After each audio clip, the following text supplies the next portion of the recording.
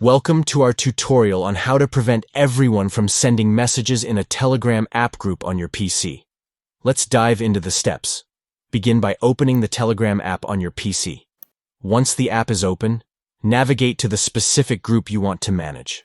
Next, click on the three dots located at the top right corner of the group interface. This will open a drop-down menu with various options. Select Manage Group from the menu, and then choose Permissions from the subsequent options.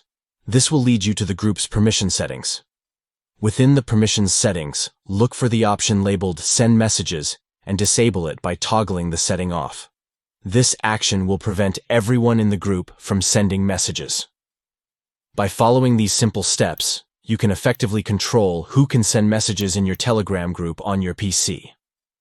Disabling the Send Messages feature gives you the power to regulate the flow of communication, ensuring a more controlled group interaction.